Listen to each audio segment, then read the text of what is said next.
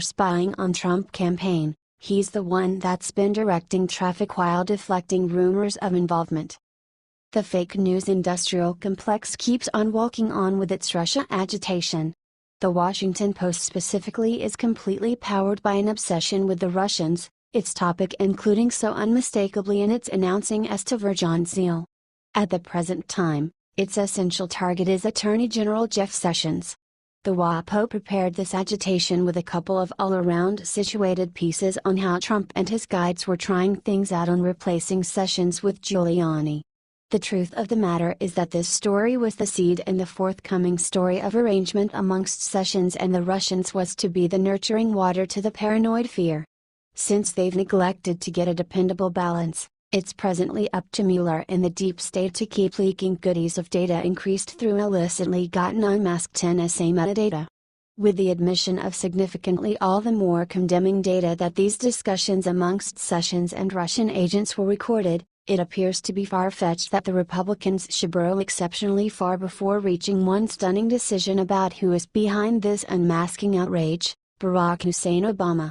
Via the Gateway Pundit, fake news WAPO dropped another deep state leak Friday afternoon to squeeze up the Russian hysteria as they claim AG Jeff Sessions spoke to a Russian envoy twice during the 2016 presidential elections.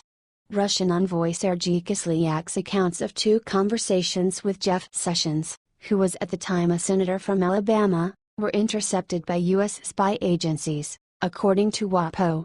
This is just another proof that Obama was spying on and unmasking GOP lawmakers during the 2016 presidential election. According to the Washington Post, a Russian ambassador to Washington told his superiors in Moscow that he discussed issues related to the campaign, including policy issues important to Moscow, with Jeff Sessions during the 2016 presidential race, contrary to public assertions by the embattled Attorney General, according to two current and former U.S. officials. Ambassador Sergei Kislyak's accounts of two conversations with Sessions, then a top foreign policy advisor to Republican candidate Donald Trump, were intercepted by U.S. spy agencies, which monitor communications of senior Russian officials both in the United States and in Russia. Sessions initially failed to disclose his contacts with Kislyak and then said that the meetings were not about the Trump campaign. As TGP previously reported, the Attorney General Jeff Sessions addressed the Senate Intelligence Committee on June. Sessions told the committee that any claims that he was involved with Russia in the campaign was appalling and detestable lie. The Washington Post is unfortunate.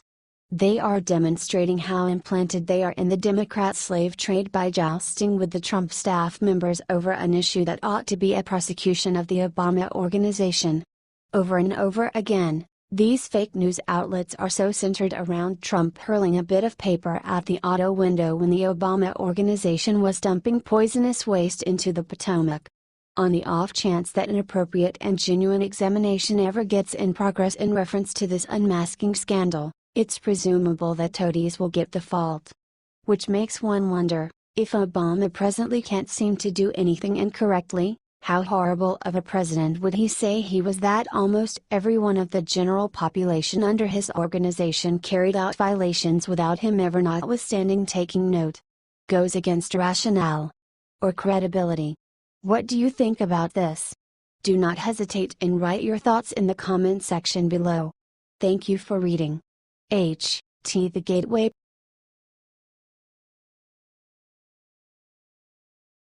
Look what President Trump just defunded, people are boiling mad. As President Trump pushes ahead with his belt-fixing measures keeping in mind the end goal to shrivel the national budget plan, there are certain to be some extremely agitated groups, who are accustomed to getting normal implantations of assets from the government. The vast majority of them are Islamic associations professedly devoted to keeping youthful Muslims from getting radicalized and getting to be jihadis. Actually, President Trump is doubtful about the viability of such projects. Not only did Trump cancel the traditional iftar dinner hosted at the White House to stamp the finish of the Islamic celebration of Ramadan, he has instructed the Department of Homeland Security to quit financing Islamic associations that Trump fondled were in holding their end of the understanding. Vibriet Bart, Administration officials have eliminated 2016 plans to fund Islamic groups allied to former President Barack Obama and declined to schedule a 2017 Islamic iftar dinner where those groups were able to show their political influence to the ambassadors of wealthy Islamic countries. The turnaround was made public on Friday when the Department of Homeland Security announced a revised list of organizations that receive DHS funds to help prevent young Muslims from becoming jihadis. The new list was replaced by the Obama list announced on January 13, 2017, and it dropped a $800,000 grant for an Islamic seminary in Los Angeles, and a $393,000 grant for a related organization, the Muslim Public Affairs Council Foundation. The foundation is a spin-off of the DC-based Muslim Public Affairs Council, whose leaders were frequent advisors to Obama and his deputies, where they lobbied for a national strategy of letting semi-segregated Islamic political communities and groups, but not the FBI, play the leading role in the fight against Islamic terrorism. Secretary Kelly's reasoning is sound. Kelly explained his new pro-integration strategy in a June 22 event held in Congress, where he acknowledged that Islamic terrorists are acting for the sincere religious reasons, saying, "They are out there doing what they think is their religion and think it is what they should do. What I have chosen to do is to take what little money I have in this regard and give it to what I consider to be the time-proven things, law enforcement from an outreach point of view and communities developing relationships. So that there is an open line of communication so they know if they see this, advocacy or preparation for violence, happening in the home or they see it happening, that is to say, the move towards radicalism, or they see it happening in the churches or mosques. They know to call someone before that person typically crosses the line." Probably, President Trump needs to evacuate any government financial help that possibly savage Islamic groups are getting under the appearance of counteracting savagery. Furthermore, we've seen a lot of those. How frequently do we know about FBI attacks on Muslim mosques that are loaded with immense weapon stores? Trump is exhibiting that he has each goal of bringing back America's greatness if the furious left will simply give him the open door. That implies taking out dangers to American power and security that Obama permitted to develop amid his organization. Trump will require each ounce of our help to finish that. What do you think about this? Do not hesitate and write your thoughts in the comment section below. Thank you for reading. H. T. Briett Bar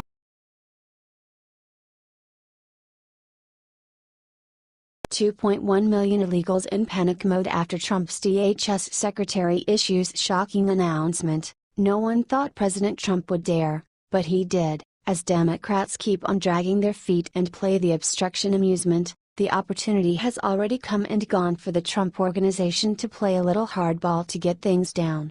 Department of Homeland Security Secretary John Kelly has done quite recently that by informing individuals from Congress that the organization won't be twisting around in reverse to safeguard President Barack Obama's 2012 Deferred Action for Childhood Arrivals amnesty program from lawful difficulties. Kelly dropped that news on individuals from the Democrat Congressional Hispanic Caucus, and he has only a straightforward demand for them to ensure the bill survives. To put it plainly, Kelly needs individuals from Congress to begin getting it done on an immigration bill that bodes well. Conservative Tribune has the scoop. Speaking in a closed-door meeting with members of the predominantly Democrat Congressional Hispanic Caucus, Kelly informed them that if they wanted to ensure the amnesty program survived, they would have to engage with the Republicans in a bipartisan bill of immigration bill to protect illegals legally. That appears like a genuinely basic demand. However, you can make certain that blood is bubbling on the left because of the firm position. That has a tendency to happen when the temperature gets swung up to awkward levels. Response to the news has been blended, without a doubt. This is what he's told by different attorneys, that if it goes to court it might not survive, DHS spokesman David LePan said about Kelly's remarks. If the Congress does not pass a bill protecting the program, they are leaving it in the hands of the courts to make a decision. It was just too much for a visibly shaken Illinois Representative Luis Gutierrez, who dramatically declared in both English and Spanish of the Attorney General, "Jeff Sessions will say, deport them." If you will count on Jeff Sessions to save DACA, then DACA is finished. Democrats will without a doubt contort Kelly's basic demand utilizing their protected fear-mongering strategies. In view of late examples of conduct from the party, it's protected to state that they'll exaggerate their hand once more. Ideally, the Trump Organization will keep on applying pressure on Democratic leaders to really begin completing things. As the obstructionists in Congress keep on acting like petulant children, the ideal opportunity for getting along is finished. What do you think about this? Do not hesitate and write your thoughts in the comment section below. Thank you for reading. H.T. Conservative Tribune.